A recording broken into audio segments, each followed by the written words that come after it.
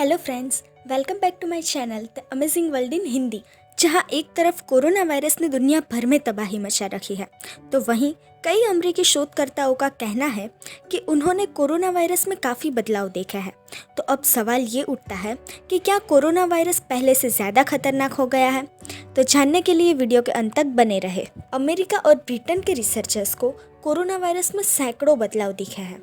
हालांकि इनमें से किसी भी शोध में ये पुष्टि नहीं हुई है कि इससे संक्रमण पर क्या असर होगा और इसके खिलाफ वैक्सीन कितनी प्रभावी होगी।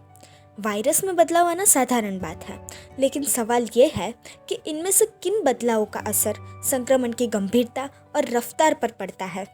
अमेरिका में हुए एक शुरुआती रिसर्च में कहा गया है कि नोवेल कोरोना वायरस का खास स्वरूप D614G सबसे ज़्यादा ताकतवर है। ये कोविड-19 को ज़्यादा संक्रमणकारी बता रहा है।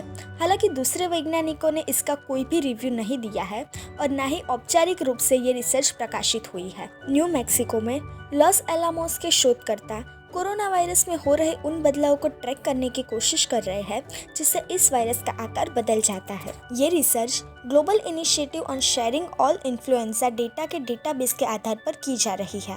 वैज्ञानिकों ने देखा कि इस खास बदलाव की वजह से कोरोना वायरस ज़्यादा तेजी से फैलता है, लेकिन इसका नतीजा क्या होगा यह भी नहीं कहा जा सकता। कोरोना के मरीजों से जुटाए गए डेटा का विश्लेषण शेफील्ड में ब्रिटेन के शोधकर्ताओं ने भी किया। उनका कहना है कि उन्हें पता चला है कि बदले हुए इस खास स्वरूप में कोरोना संक्रमितों की संख्या ज़्यादा थी। हालांकि उन्हें ऐसा कोई भी सबूत नहीं मिला जिससे ये साबित किया जा सके कि इस स्वरूप से लोग ज़्यादा गंभीर रूप से बीमार होते हैं। यूनिवर्सिटी कॉलेज लंदन की रिसर्च में कोरोना के 200 अलग अलग स्वरूप मिले हैं। रिसर्च में शामिल एक प्रोफेसर फ्रांक्स बेलोक्स का कहना है कि वायरस का रूप बदलना बुरी बात नहीं है, लेकिन अभी हमारे पास ऐसा कोई सबूत नहीं है जिससे ये साबित हो कि कोरोना वायरस सामान्य से तेज या धीमी गति से बदल रहा है। अभी तक हम ये नहीं कह सकते कि SARS-CoV-2 ज़्यादा संक्रामक या जानलेवा हो रहा है। यूनिवर्सिटी ऑफ ग्लासगो के रिसर्चर्स ने भी कोरोना वायरस के बदलते स्वरूप का विश्लेषण किया है। इस टीम का कहना है कि ये बदलाव चिंता का विषय नहीं है। उन्होंने निष्कर्ष निकाला है कि असल में कोरोना वायरस में बदलाव हुआ ही नहीं है और अभी एक ही तरह के वायरस से कोविड-19 की बीमारी फैल रही है।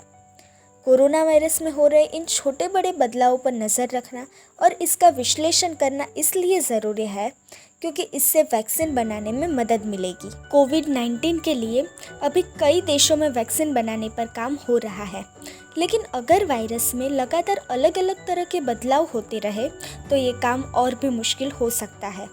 हालांकि अभी ये सारी बातें सिर्फ सैद्धांतिक रूप से ही कही जा सकती है। वैज्ञानिकों के पास इस वायरस के बदलने का प्रभाव साबित करने के लिए अभी पर्याप्त प्रमाण नहीं है। आपको क्या लगता है कि कोरोना वायरस की वैक्सीन बनाने में और कितना समय लग सकता है और वो कितनी प्रभावी हो सकती है? अपने विचार हमें कमेंट बॉक्स में ज़रूर बताएं। और अगर आपको हमारी ये वीडियो अच्छी लगी हो तो इसे लाइक करें, शेयर करें और सब्सक्राइब करना ना भूलें। Thank you for watching.